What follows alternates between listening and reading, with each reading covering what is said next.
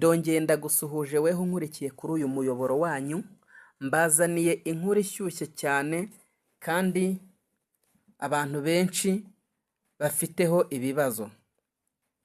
Nabajije ChatGPT ikibazo cy'abantu bari gusaba indangamuntu isimbura yatakaye, kubera nari maze kubona yuko iki kibazo kiri kuba ku bantu benshi.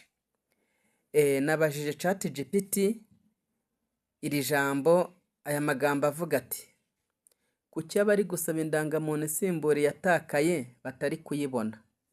ChatGPT yampaye amakuru atandukanye ngiye kugusomera. Ngiye gusoma ibyo urajya wumva, ubu ntago noneho ndi kukuganiriza, ubu ndi kugusomera.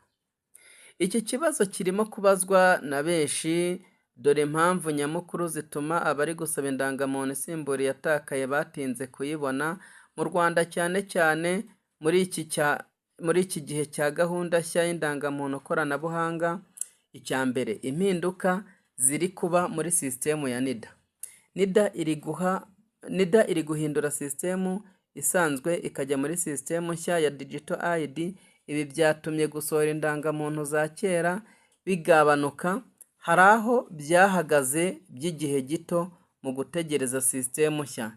Niyo mpamvu abasabye replacement isimbura yatakaye nyine batinda kuyibona. Kabiri, harabanje kwibandwa ku kwiyandikisha gushya.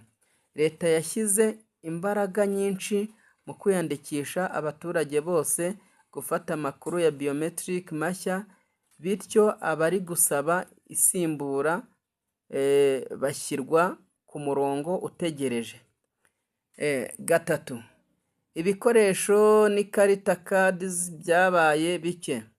Habaye gutinda kubona ikarita zifashishwa mu gucapa indangamuntu, gutinda mu itumizwa ryabyo.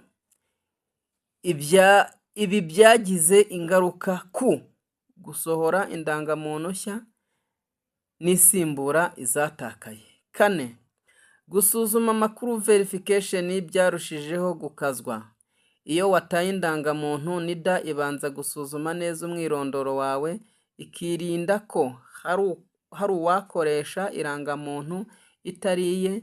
Ibi bituma process ifata igihe kirekire. Gatanu, indangamuntu ya digital izasimbura byinshi. Hari aho bateganya ko abari gusaba isimbura bazahabwa Digital ID mbere kurusha ikarita. Ibi bituma batihutira gucapa ikarita ya kera. Akabazo: none wakora iki mu gihe uyitegereje? Rimwe, saba icyemezo cy'agateganyo ku murenge. Bashobora kuguha icyemezo cy'uko wasabye indangamuntu, gifasha banki, serivisi zimwe na zimwe za leta. Komeza gukoresha NIN, bisobanura National Identification Number yawe. Niyo utari ufite ikarita, nimero yawe irakenewe. Ishobora gukoreshwa ku irembo n'ahandi. Jya ubaza aho wasabiye ku murenge cyangwa akagari. Icyizere gihari. Ubuyobozi bwa NIDA bwatangaje ko iyo Digital ID imaze gushyirwa mu bikorwa hose.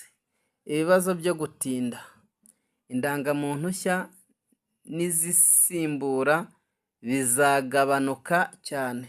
Murakoze cyane rero, amakuru nari mbafitiye ni aya ngaya. Mukomeze kugubwa neza.